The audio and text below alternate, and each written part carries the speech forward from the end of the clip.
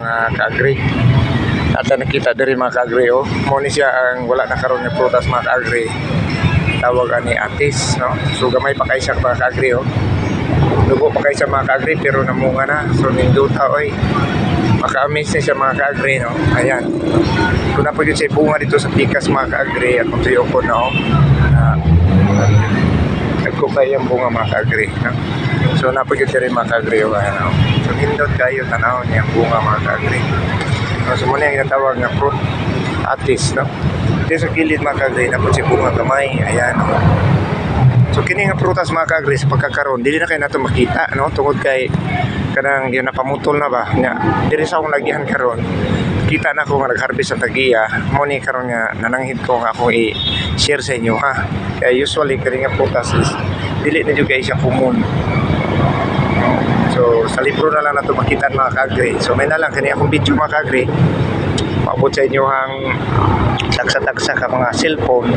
Pakita o mapakita ninyo sa inyo ang mga anak no ngayon nila ang klase o forma sa atis na prutas mga kaagri no. Yung tanaw no mga kaagri oh.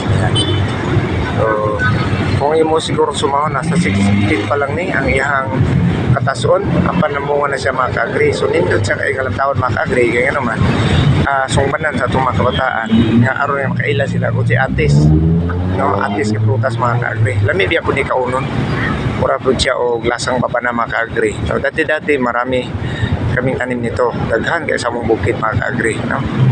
So nindot siya tingnan naman aron makita po sa itong mga kahigalaan diha no wakailan nga klase nga prutas.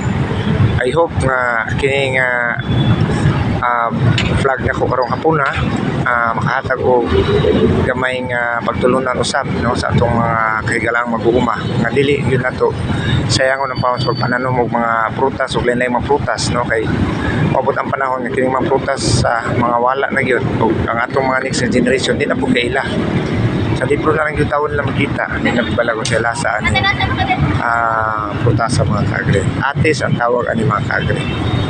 Daghang salamat sa inyong paglantaw sa mga video, pag-share and like sa mga nagiganahan, sa mga kaubanan na ito nga mga mag-uuma diha nga mahilig po sa pagtanom itong mga kaagri diha. So I hope nga amoy gamay nga tunan mga kaagri. So enjoy lang ang life, enjoy lang ang enjoy ang tanan. So kana lang makagri, daghang salamat o maayong hapon sa matag usa kanatong tanan. God bless us all. Kini inyong kaagri ang may strong mag-uuma.